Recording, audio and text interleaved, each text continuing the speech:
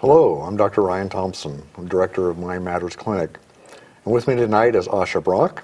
And tonight we'd like to bring you more information about working with children with ADHD, autism, and learning disabilities, and the impact it has on other members of the family. In the past, what we've done oftentimes is focus on the individual and how we address the concerns that they have, attention deficit hyperactivity disorder, autism spectrum disorders, and also learning disabilities. Tonight we'd like to change our focus a little bit and say that this isn't something that just affects the individual, that this does in fact affect other people in the family, and in particular the siblings, and that's our area of interest today. So first thing I'd like to do is kind of get a picture of why this is important and what kind of effects we might see in families that are affected by autism and ADHD and how it affects the sibs. So what kind of things might we see in an individual or in a family that are affected by this? Mm-hmm. Well, siblings, just like parents of special needs children, have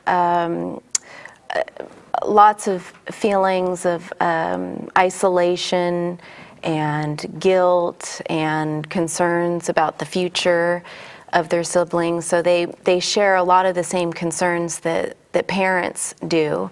Unfortunately, a lot of the support and services out there are directed primarily toward the parents. And so Mind Matters is making more of an effort now to also include the siblings in the family and to treat the whole family, not just the child with the disability and the parents. So I know this is an area that's an interest for you, and can you tell us why it's something that you're so interested in working with? Well, I am a special sib.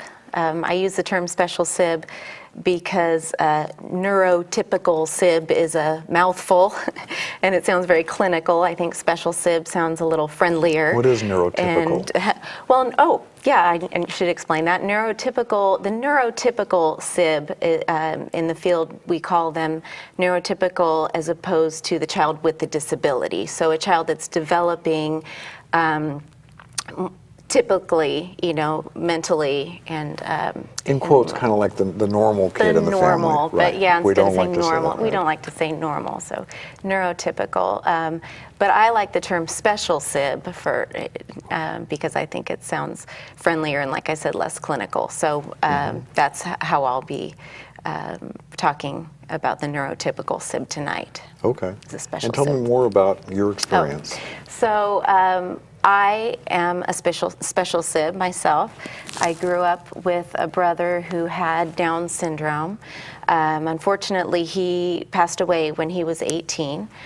But the 18 years that I had with him in my life really impacted me, who I am today, in a lot of difficult ways, but also a lot of positive ways. I think I'm the person I am today. I've developed a sensitivity and a compassion that I might not have had without that experience. But there are a lot of really hard times too, growing up, having a brother with special needs.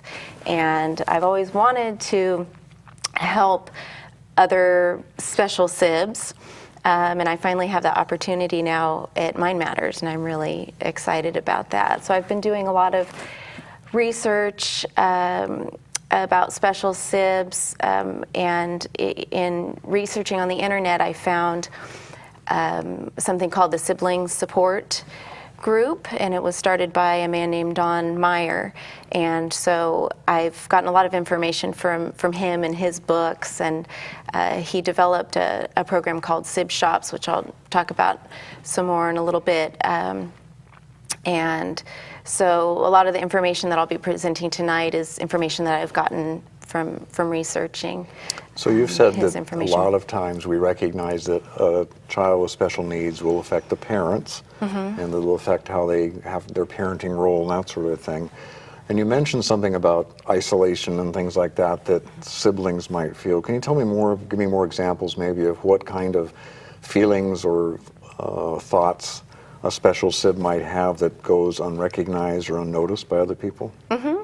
Well, the isolation, a feeling of being different, having a different family, embarrassment, of having a sibling that looks different or acts different. I mean, some kids with disabilities can have some really out there behaviors. And I mean, I remember as a kid sometimes being embarrassed to go out in public and running into kids from school who might see my brother. He would have a lot of tantrums and embarrassing behaviors.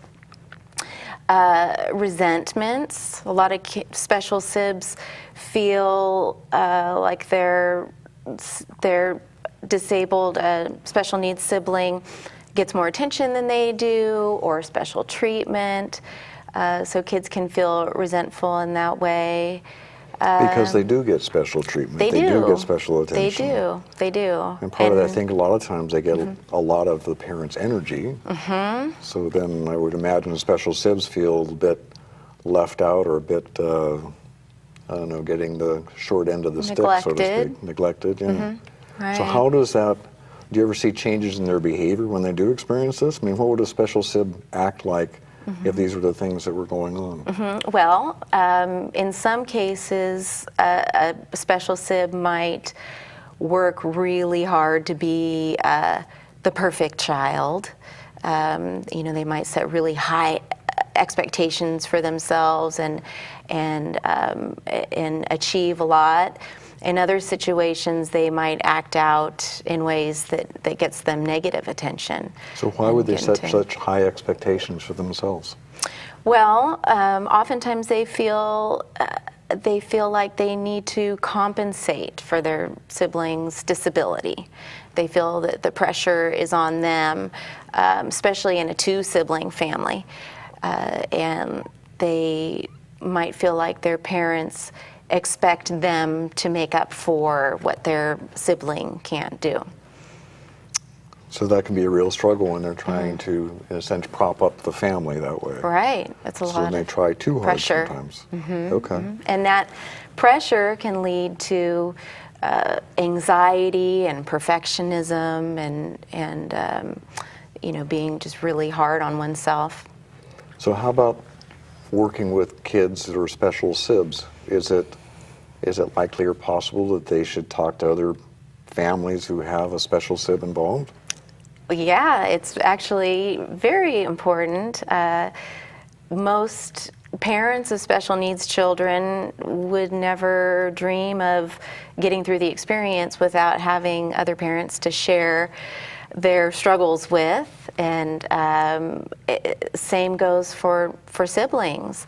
It's really important for them to have validation that their feelings are normal, and to get support from other kids who are in the same situation that they're in, or to get ideas from other siblings on how to handle situations, and to just not feel alone.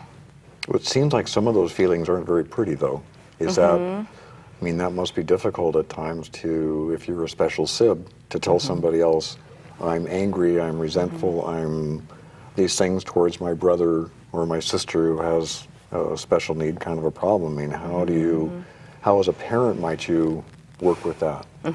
Well, a parent can be non-judgmental and open to hearing whatever it is the child has to say, and not put pressure on them to be okay with their siblings' disability, to listen to them and actually encourage them to be honest. And if they are having trouble doing that, then I would encourage parents to seek out some kind of professional support for their sibling, or a group that's designed for special siblings to get together and share those kinds of feelings. What's a good way for a parent to look for that kind of problem? How do you ask that kind of a question to your kid? I mean, if you have one kid you're busy working with who has special needs and that sort of a thing, and there's another sibling in the room or in your life or that sort of thing, give me an example of a way a parent might open the door for that kind of a dialogue or that getting that kind of information.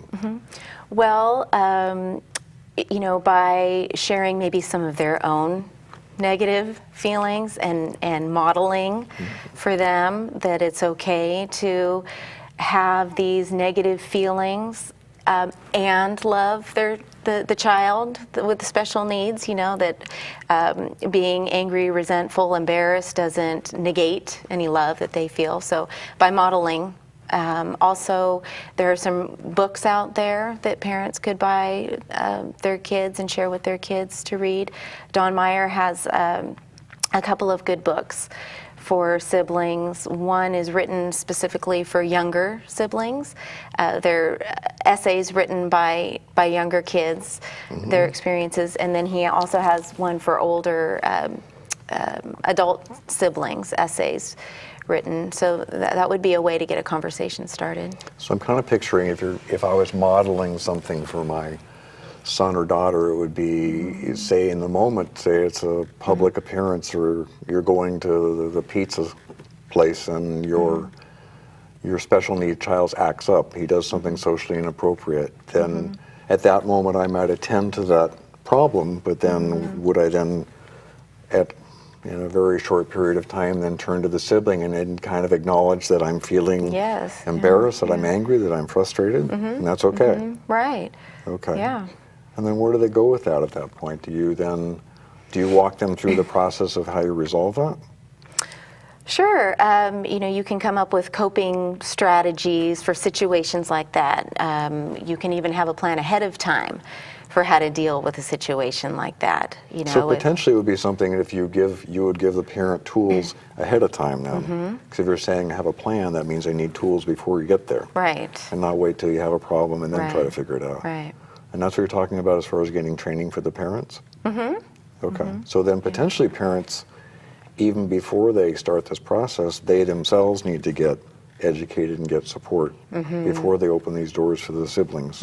That would be very helpful for parents to have that information.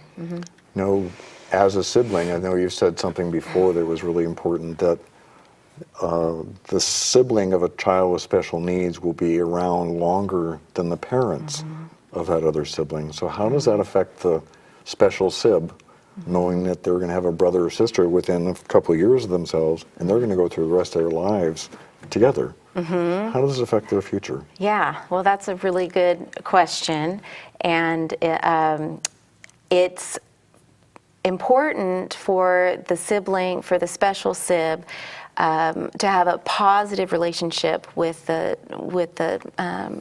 special needs child. This is one of the reasons why it's so important to nurture that relationship as a parent and minimize resentment, for the special sib. Because at some point down the road, the special sib is probably going to be the only person in the special needs person's life, and probably going to be responsible for managing their care if they need it. But it's so important for parents to make that a choice for the special sib and not an obligation, and to include them in planning for the special needs child's future, and for the parents to encourage the special sibs to pursue their own dreams for themselves, and to have their own families,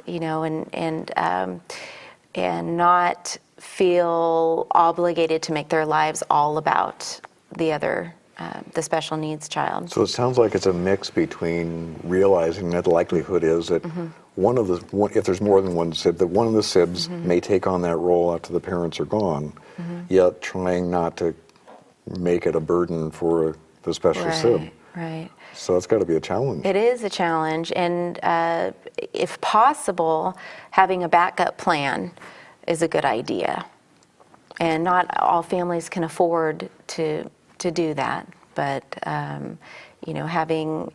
having a backup plan so that the special SIB doesn't feel like it's going to fall all on them. So knowing then, if you have a child with special needs in the family, you know that it takes a lot of energy out of the parents and out of the whole family system just to take care of basic needs, oftentimes for a child with special needs. And as we talked about, the special SIB will feel shorted. And reality is they very well may be.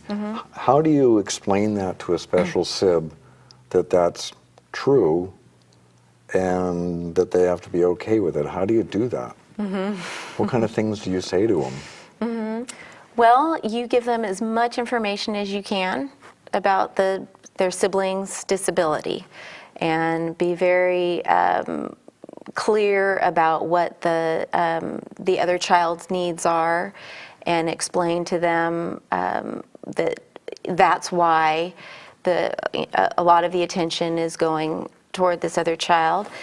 But as much as possible, if parents can get respite care or enlist other family members or friends to help out to ease some of the burden, that can give the parents some more opportunity to spend time and have attention, for the special SIB.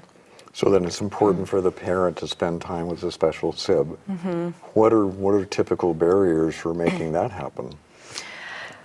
Time and energy, money. There are some resources out there for families with special needs that don't cost anything, some respite resources.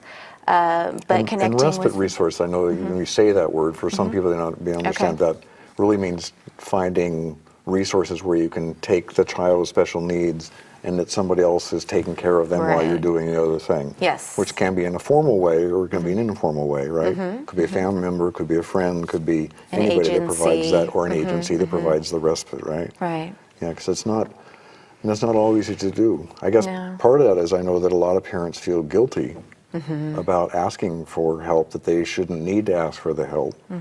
I guess the other big thing is just realizing that that special SIB really does need your time. And I think there's always this feeling that you can, the normal neurotypical child, that you can delay or take care of their needs down the road because this child with special needs is constantly demanding your attention now. So I think it's very easy to overlook the special SIB and their needs that way. So then how do you make that okay for a parent? How do you encourage that to happen with that parent? How do you do that as a therapist? Well, one of the ways is something that I mentioned already, that in a sense, you're taking care of the special needs child's future by ensuring that there's a positive relationship. And one of the ways to do that is to minimize the resentment by making time for that other child, paying attention to that other child.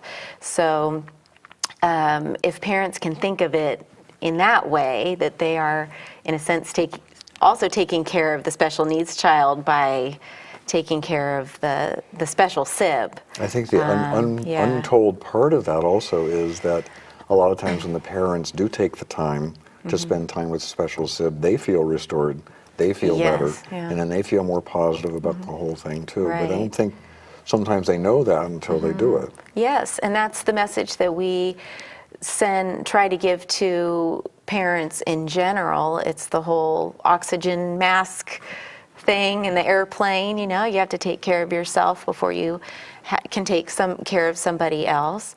And if you're exhausted and overwhelmed and irritated, then you're really not giving a whole lot to your child. And you're miserable. Right. And parents and siblings have a right to a happy, life too. And so I am always encouraging self-care with all of my parents, because that's, and the way to sell it to them is just that you're going to be a better parent. So for the benefit of the special needs child, do these things. If that's the only way you can convince yourself to go and do something nice for yourself, think of it that way, that you'll be a better parent if you're happy and rested. Right. You mentioned SIB shops. What is that? So back to Don Meyer again. He created this program called SIB shops, and they're workshops that bring special SIBs together in a fun and playful environment. It's not just sitting around and talking about how hard things are and how miserable they are. It's fun, it's interactive, but there's an element of education involved and sharing of stories and experiences. And they are happening all over the world right now. They've spread worldwide. And so, we're hoping to bring a SIB shop to Calaveras County in the near future and make that available for our special. So is this an ongoing thing that takes a period of weeks, or how does it shape up? It depends on a community's need. Some more populated communities have monthly SIB shops. Other communities might only do SIB shops a couple of times a year, but they encourage the kids who meet each other at the SIB shops to stay in touch and to get together and exchange emails and to be together on Facebook. And then also on the internet, there's a group called SIBNet for people to get together. There's adult groups and kid groups for them to join up on the internet. Now, is it difficult at times to convince a special SIB that this is something that would be beneficial or something they'd like to do? It could be. It could be. My experience has been that siblings are really hungry for that kind of support and interaction with other SIBs. So then when you bring it up to the special SIB, then they're oftentimes, we're hoping somebody would bring that up. And then that creates a better vehicle for them to actually do. I'm assuming then that also is really helpful in communicating with the parents, because if the parents become aware of it, then that whole process of validating their needs and saying, okay, this child needs to be restored, we need to be doing more over here, that's going to be a great vehicle for that then, right? Okay. Yeah.